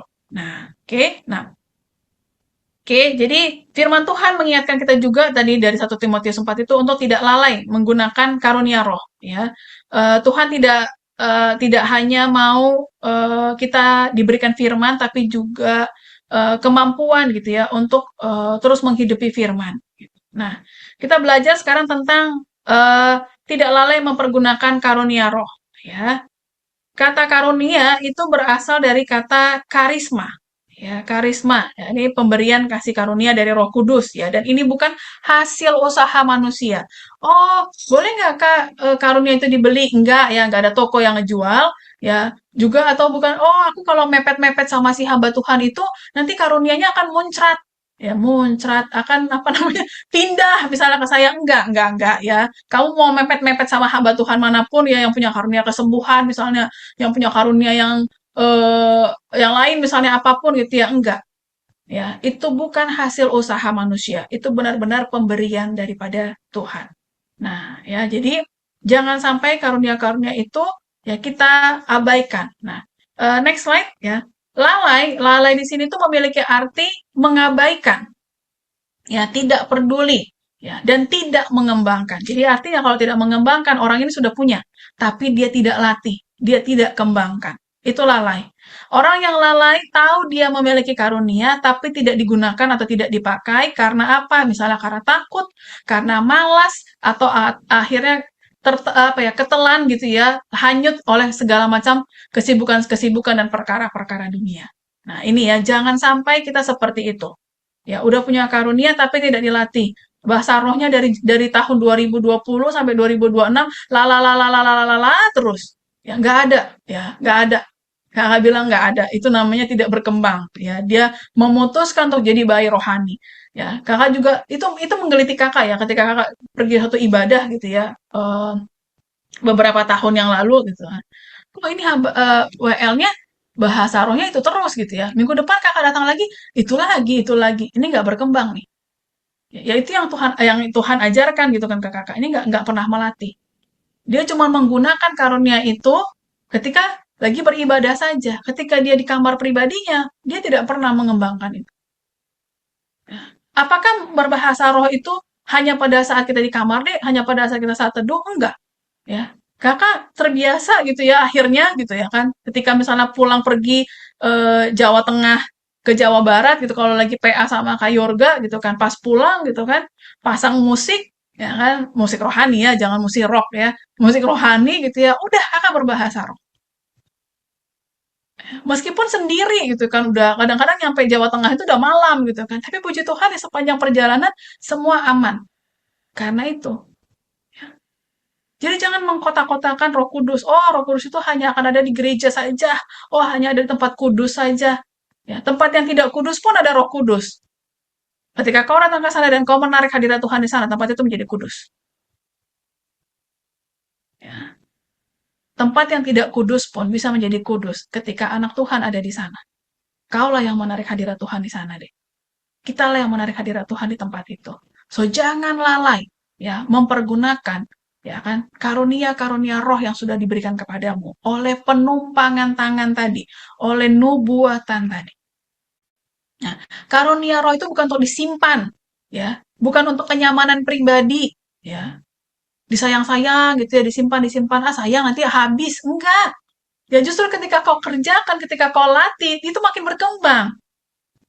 Ya, makanya kan dibilang kan, ketika kau memberi, kau nggak pernah kekurangan. Kau lakukan lagi, kau kembangkan lagi, kau kembangkan lagi. Dan tujuan daripada karunia-karunia roh itu, ya, itu bukan untuk pamer-pameran siapa lebih jago. Lo kira kungfu, ya, kagak, ya. Jadi karunia itu tujuan yang Tuhan berikan adalah satu, ya, untuk membangun jemaat. Ada yang punya karunia membedakan bahasa roh, ada yang membedakan berbagai roh, ada yang punya karunia untuk menerjemahkan bahasa roh.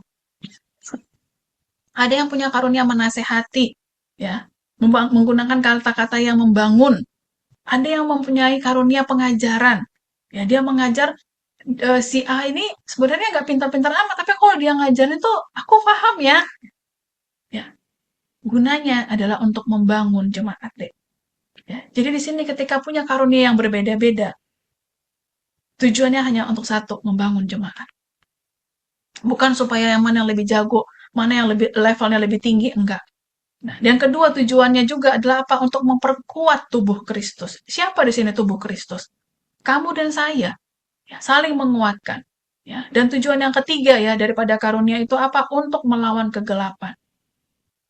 Kau semakin peka, kau semakin tahu, oh oke ini bukan daripada Roh Kudus. Ya, kau melawan kegelapan itu, kau menyingkirkan kegelapan itu.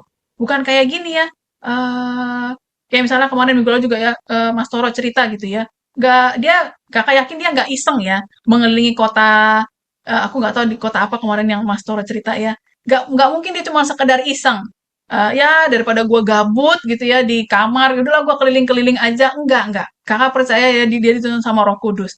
Sampai suatu ketika dia ngelihat satu tulisan, kenapa tulisannya itu ya sobek gitu ya, kalau nggak salah ya Mas Toro ya, tulisannya kok sobek gitu ya, emang orang ini ngerti bahasa Indonesia gitu. Kan sobek itu kan berarti kan kain yang udah nggak bisa kepake ya gitu. Ternyata ya kan pas lagi Kak Yorga minggu lalu juga salah satu roh atau spirit kegelapan gitu ya. Aku foto tapi aku lupa tampilkan di sini gitu ya. Yang juga nama lainnya adalah sobek tadi. Mungkin kalau di dalam bahasa Jerman nggak seperti kita ngomong sobek sobek biasa gitu ya, entah jadi apalah ya, Mas, aku juga nggak tahu ya. Nah, ternyata itu adalah roh kegelapan, salah satu spirit, ya kan, penyesatan. Nah, jadi karunia yang dia berikan kepada kita itu untuk melawan kegelapan. Kau nggak menjadi pasif, kau nggak menjadi gentar, gitu ya. Kau nggak menjadi ngerasa, oh aku ngapain ya di sini ya, ah udahlah nyari aman aja, enggak. Nah, gitu ya. Jadi, ayo pakai, ya, ayo digunakan, ya. Eh, di dalam 1 Timotius 4 ayat 14 itu jangan lalai dalam mempergunakan karunia yang ada padamu. Ya, ini memiliki makna yang sangat dalam, gitu ya. Karena tidak mengembangkannya. Mereka lalai, gitu. Ya, mereka lalai. Nah, pertanyaannya, apa yang terjadi jika seseorang itu lalai? Jika seseorang itu lalai menggunakan karunia roh, ya, hal pertama yang terjadi adalah tadi ya, kehidupan rohaninya menjadi lemah, ya. Kayak otot yang tidak dibangun gitu ya. Imannya menjadi lemah gitu ya. Nah, kalau tidak dilatih, tidak dipakai, ya, otot-otot rohani itu akan mengecil dan akhirnya hilang kekuatannya. Orang yang tadinya peka dengar suara Tuhan, itu bisa jadi tumpul pendengarannya. Orang yang tadinya bersemangat mengerjakan apapun yang Tuhan kerjakan gitu kan, nggak banyak nanya, nggak babi bu, bisa bisa tiba-tiba karena dia lalai, dia akan bahkan menjadi dingin.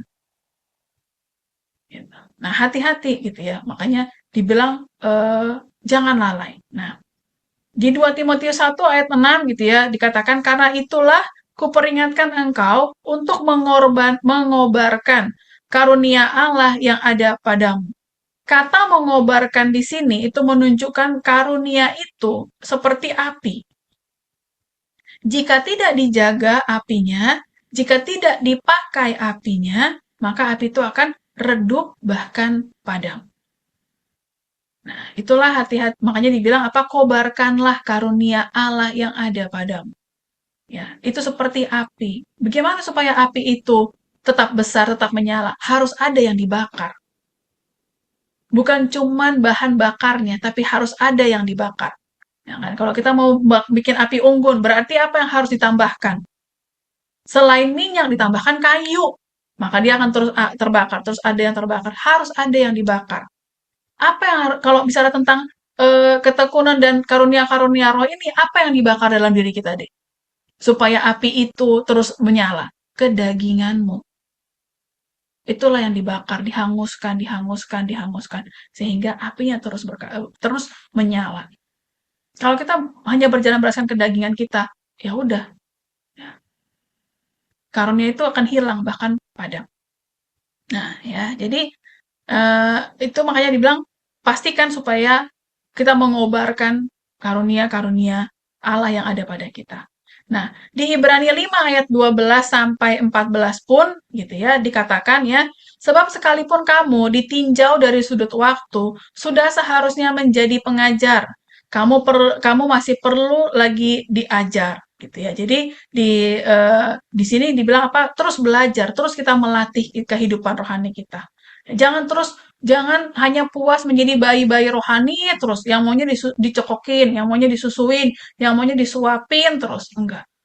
Jadi ketika ada pembimbingnya deh ya, yang dia tidak apa ya, masih merasa nggak enakan ketika nyuruh anak PA-nya untuk ayo deh datang persekutuan atau ayo deh ikut PI dan segala macam, ya kan? Kau lagi membuat anak itu, maaf kata ya, yang jahat itu adalah pembimbing karena kau membiarkan anak itu untuk tidak bertumbuh, untuk terus menjadi baik. Kalau kau sayang dia, kau akan paksa dia, ayo berangkat. Kau akan paksa dia, ayo menjadi pelaku firman. Ya. Jangan pakai prinsip-prinsip nggak enakan. Ya. Oke, ya. Jadi ini ya, ayo latih supaya dia nggak menjadi bayi rohani. Oke, ya. Nah, kelalaian membuat iman kita menjadi lemah dan tidak dewasa. Ya. Yang kedua ini juga ya, dampaknya nggak hanya kepada kita secara pribadi, tapi juga kepada orang lain. Karunia roh yang tidak pernah diberikan, karunia roh tidak pernah diberikan untuk kita nikmati sendiri, untuk diri kita sendiri, nggak pernah. Jadi ketika seseorang tidak menggunakan karunia-nya, maka orang lain yang seharusnya diberkati melalui hidupmu akhirnya tidak diberkati, akhirnya tidak mengalami perubahan juga, akhirnya tidak mengalami atau tidak mendapatkan keselamatan itu misalnya gitu ya. Nah, yang harusnya dia dapatkan melalui hidup kita. Artinya kelalaian kita bisa menghambat pekerjaan Tuhan dalam kehidupan orang lain. Disinilah saya akhirnya mengerti ketika pembimbing saya bilang, jangan pernah memutuskan untuk mundur. Karena kau nggak tahu ketika kau mundur, gugur 1000 di belakangmu. Hilang 1000 di belakangmu yang harusnya mendengarkan firman Tuhan, mendengarkan kabar keselamatan dan hidupnya diperbaharui. Jadi jangan pernah gampang-gampang untuk memutuskan, udahlah aku mundur, udahlah aku udahan aja. Enggak. Kau harus memiliki pemahaman ketika kau bersungguh-sungguh deh, akan ada 1000 orang juga yang akan bangkit melalui hidupmu. Tapi ketika kau tidak sungguh-sungguh, bisa jadi ada 1000 orang yang akan hilang karena ketidaksungguhan. Gitu. Sungguh-sungguhlah kita bersungguh-sungguh di hadapan Tuhan. Putuskanlah untuk bersungguh-sungguh. Putuskanlah untuk bertekun setiap saat. Gitu. Nah, yang ketiga gitu ya. Yang ketiga, kelalaian ini juga membuka celah bagi penyesatan. Ya. Roh-roh penyesat itu akan terus bekerja gitu. Nah, orang yang memilih untuk pasif, orang yang memilih untuk tidak melatih dirinya atau melatih karunia yang ada di dalamnya gitu ya kan, dia akan lebih mudah diseret. Karena apa? Karena tidak memiliki lagi kepekaan rohani. Itu makanya kakak bilang, yang diincar sama mereka itu bukan orang-orang yang tidak percaya, justru orang-orang yang percaya, yang berdiam diri, yang pasif, yang memutuskan udahlah aku kayak gini aja biasa-biasa aja. Oh, kau akan jadi incaran. Karena kau sudah sempat atau karena kau sudah mengenal ataupun sudah mendapatkan pengajaran itu sebelumnya. Gitu, ya. Jadi ini yang menjadi pilihan mereka juga gitu kan. Mereka juga lihat-lihat kali ya. Ngapain mereka bersusah-susah untuk membelokkan yang tidak percaya? Sudah jelas tujuan akhir hidup mereka, ya kan? Tapi kepada orang-orang yang percaya namun tidak sungguh-sungguh, nah ini masih 50-50 nih. Nah, ini yang mereka rebut.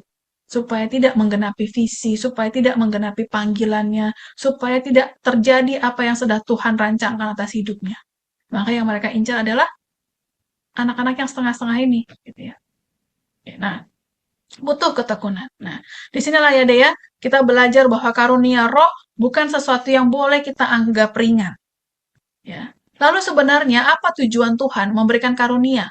Ya. Tadi kan udah sama-sama kita tahu ya bahwa karunia itu bukan supaya membuat kita terlihat hebat ya, tapi tujuannya adalah untuk membangun tubuh Kristus, membangun jemaat, saling menguatkan, menghibur, meneguhkan gitu ya. Nah, setiap karunia adalah alat di tangan Tuhan. Dan setiap kita adalah salurannya. Nah, Tuhan bisa bekerja secara langsung bisa gitu ya, tapi Dia memilih untuk memakai kita deh. Itulah makanya karunia itu adalah sebuah kepercayaan. Yang Tuhan percayakan kepadamu, yang Tuhan percayakan kepada kita. Ketika kita menggunakan karunia dengan setia, sebenarnya kita sedang mengambil bagian dalam pekerjaan Tuhan itu sendiri. Tuhan mau libatkan kita dalam suatu pekerjaan yang besar. Dia tahu kita nggak akan mampu mengerjakannya, maka dia berikan karunia. Itulah makanya kakak bilang, karunia itu bentuk kepercayaan Tuhan kepada kita. Enak gak deh ketika seseorang mempercayaimu bahwa kau mampu mengerjakannya? Enak nggak? Kakak lebih senang bekerja gitu ya. Kemarin juga kakak ingat gitu ya, kesan kakak ketika saya memberikan pesan terakhir gitu ya untuk atasan saya gitu. Saya mengucapkan terima kasih kepada kepala kantor saya gitu ya. Karena selama saya bekerja, Bapak selalu memberikan saya kepercayaan. Kebayang nggak deh kalau kamu bekerja segala sesuatu diintervensi? Ini nggak boleh, itu nggak boleh, ini. Nggak enak, ya kan? Tapi ketika kau diberikan kepercayaan, kau mampu, kau akan bahkan bisa jadi mengerjakannya jauh lebih banyak. Nah, bentuk kepercayaan ini yang Tuhan berikan kepada kita. Kau akan bisa mengerjakannya lebih banyak ketika karunia ini aku berikan kepadamu. Ambil, terima, kembangkan. Ya, nah itu ya. Jadi ketika kita menggunakan karunia dengan setia, sebenarnya kita sedang mengambil bagian dalam pekerjaan Tuhan sendiri. Lalu muncul pertanyaan yang sering ada di hati banyak orang. Apakah karunia itu bisa diambil? Apakah sewaktu-waktu bisa diambil lagi sama Tuhan? Ya kan?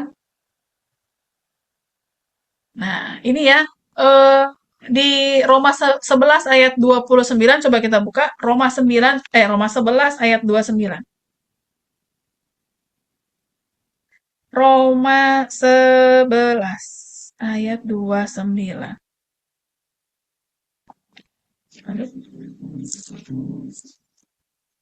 Nah, di sini ya, sebab Allah tidak menyesali kasih karunia dan panggilannya. Ya, Tuhan tidak menyesali ya setiap karunia, kasih karunia dan penyesalan.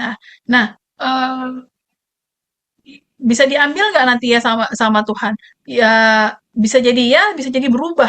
Bisa juga nanti jadi bentuknya yang berubah gitu ya. Nah, apa yang Tuhan berikan itu adalah bagian dari rencana Tuhan gitu. Namun, saudara, bukan berarti ya setiap karunia itu jadi tidak berfungsi dalam hidup kita. Ya, seperti api yang tidak dipelihara lama-lama kan padam tuh kalau nggak dikerjakan, kalau nggak dilakukan kan. Nah, jadi hati-hati dengan maksud kakak gini, ketika kau sudah dapat karunia, kembangkanlah. Jangan sampai itu menjadi pasif, jangan sampai itu menjadi dingin, jangan sampai kau tidak mengembangkannya. Gitu. Nanti dia akan ya hilang dengan sendirinya karena kau tidak mempergunakan gitu ya. Nah, ada orang yang tetap memiliki karunia, tetapi hidupnya tidak lagi dipakai, bukan karena Tuhan tidak mau memakai, tapi karena hatinya tidak lagi selaras dengan yang Tuhan mau, yang Tuhan inginkan gitu.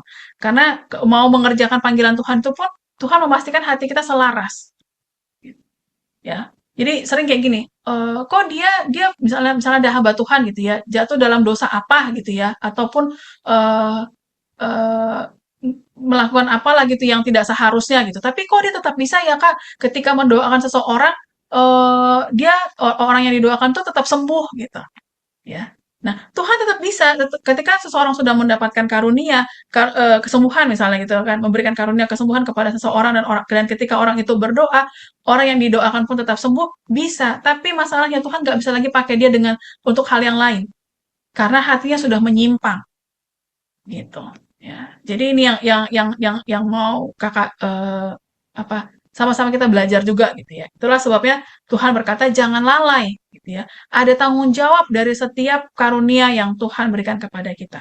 Karena tadi kakak bilang yang kan itu bentuk kepercayaan Tuhan. Nah, kepada siapa karunia itu dipercayakan? Nah, karunia itu dipercayakan kepada setiap orang yang percaya pasti ya, nggak mungkin kepada orang yang tidak percaya gitu ya. Namun Tuhan berikan sesuai dengan ukuran ataupun kapasitas masing-masing orang. Nah, karena itu tadi bentuk kepercayaan ya, Dek. Nah, ini ya. Jadi, ayo terus kita latih. Nah, yang terakhir yang mau kakak kita juga sama-sama belajar gitu ya. Dari 1 Timotius 4 tadi itu kan ada pengajar-pengajar sesat gitu ya. Di situ dituliskan gitu kan, Roh dengan tegas mengatakan bahwa di waktu-waktu kemudian ada orang yang akan murtad, lalu mengikuti roh-roh penyesat dan ajaran-ajaran sesat. Dan ajaran-ajaran setan. Nah, firman Tuhan berkata di sini, Roh dengan tegas mengatakan, bentuk penekanan. Ya, artinya ini adalah sesuatu yang pasti akan terjadi. Nah, ya bukan kemungkinan, tapi pasti terjadi. Dan yang mengejutkan ya, firman ini tidak berbicara tentang orang luar. Bukan orang luar yang akan menyesatkanmu, Dek, tapi justru orang-orang yang ada di tengah-tengah kita, gitu ya, orang yang percaya, yang kemudian masalahnya dia murtad. Ya, seringkali penyesatan itu muncul justru muncul di tengah-tengah orang percaya, tapi orang ini menjadi murtad. Kata murtad itu apa, Dek? Ya, murtad itu tadi menjauh, mundur, meninggalkan posisinya yang semula. Artinya, mereka bukan tidak pernah mengenal kebenaran, mereka mengenal kebenaran, tapi tidak berada di dalamnya. Lalu, perlahan mereka menjauh. Inilah murtad. Nah, penyebabnya jelas. Penyebab mereka menjadi murtad apa ya? Tadi kan menjauh ya kan. Terus ada roh-roh penyesat tadi. gitu. Ya, penyesatan tuh pasti akan terjadi. Udah ditegaskan soalnya di 1 Timotius 4. Tapi itulah makanya dibilang apa? Bertekunlah kita. Ayolah jangan lalai mempergunakan karunia-karuniamu supaya kau jangan sampai murtad, jangan sampai juga bahkan akhirnya ikut sama orang yang murtad gitu. Ya. Ya, penyesatan itu bukan soal ajaran yang salah secara intelektual. Tapi ini menyimpang, benar-benar menyimpang, bukan cuma sekedar belajar secara intelektual, enggak ya. Ini menyimpang dan memiliki pengaruh rohani gitu ya. Itulah seringkali pengajaran sesat ini terasa masuk di akal ya dan menarik. Ya, ini pasti seringkali ya pengajaran-pengajaran sesat itu kayak malah membuat kita lebih tertarik untuk cari tahu gitu, untuk mau mendengarkan. Dan dia seolah-olah kayak dalam tanda kutip ya bersifat rohani. Ya, tapi sebenarnya ya itu menjauhkan kita dari kebenaran yang sejati. Ya, menjauhkan kita dari kebenaran yang sejati. Nah, ada dalam pengajaran-pengajaran sesat ini deh, ini bukan cuma sekedar salah tafsir, tapi ada roh penyesat di belakangnya tadi. Ya, ada pengaruh roh penyesat di belakangnya, gitu ya. Mereka suka membahas itu hal-hal yang menyenangkan telinga, ya, tapi tidak menuntut pertobatan. Itu pasti ya, pengajaran-pengajaran yang tidak menuntut kamu atau tidak membawa kamu kepada pertobatan, tinggalkan. Ya, gak usah lagi didengarkan. Gak usah lagi bahkan diputar lagi YouTube-nya. Enggak, ya, gak usah gitu ya. Kamu lagi buang-buang waktu. Karena setiap inputan yang kau izinkan masuk ke dalam pikiranmu, ke dalam hidupmu, itu akan mempengaruhimu. Ya. Setiap inputan yang kau izinkan masuk ke dalam pikiranmu, ke dalam alam bawah sadarmu itu yang akan mempengaruhimu dan membentuk kamu atau membuat kamu berjalan kemana atau membelokkan kamu berjalan kepada dari firman Tuhan. Ya. Nah, ya, jadi hati-hati. Ya. Nah, udah kalau mau lihat yang lebih yang tadi yang udah sempat kita bahas itu ya jemaat-jemaat di Pergamus, ya. Mereka mengikuti ajaran Bileam, ya kan Nikolaus tadi gitu ya, kompromi dengan dunia. Atau nanti kalian baca lagi di Wahyu 2 dan 3 itu ada jemaat Tiatira, ya mereka mengizinkan Isabel, ya ini nabi palsu yang juga menyesatkan ya, tinggal di tengah-tengah mereka. Itu jemaat Tiatira. Nah, apalagi tadi juga ya, ada yang di jemaat Efesus. Jemaat Efesus itu mereka meninggalkan kasih yang mula-mula kepada Tuhan. Ya, kuat di dalam doktrin, tapi kehilangan kasih mula-mula. Doktrin itu membunuh. Doktrin itu tidak membawa kita kepada keselamatan. Kasih mula-mula untuk mengenal Tuhan, untuk dekat kepada Tuhan yang akan meluruskan kita lebih lagi. Gitu ya. Nah, oke, jadi hati-hati. Nah, oke ya. Nah, ya perlu untuk kita terus melatih bertekun dalam pengajaran, tidak lalai dalam mengembangkan karunia-karunia orang yang ada di dalam kita, dan ayo lawan ajaran-ajaran sesat hari-hari ini gitu ya. Belum disebut sih sebenarnya, tapi ya kakak berharap kita juga semakin memfilter ya, tadi kakak bilang ya, memfilter YouTube ataupun pengajaran-pengajaran yang hari-hari ini mungkin sering kita dengar gitu ya kan. Cara untuk kau tahu apakah itu yang diajarkan benar atau tidak, alat bantunya sebenarnya sudah Tuhan kasih ya, itu Alkitab. Ya, filterlah segala sesuatu itu di dalam atau melalui firman Tuhan. Baca Alkitab. Dulu ada salah satu juga murid yang pernah kakak layani gitu ya. Dia suka banget baca buku-buku tentang sejarah Yunani ya misalnya, dan Yunani ya. Ya Yunani apa Yahudi? Yunani. Nah, di Yunani ini kan juga banyak yang bicara tentang dewa-dewa ya, dewa Zeus lah, dewa Amor lah, dewa apalah macam-macam gitu ya kan. Nah, dia senang baca-baca itu. Terus dia nanya, salah nggak kak saya baca-baca yang seperti itu? Nggak salah kalau kamu cuma sekedar ingin tahu. Tapi masalahnya dari keinginan tahuan itu akan membentuk pola pikirmu.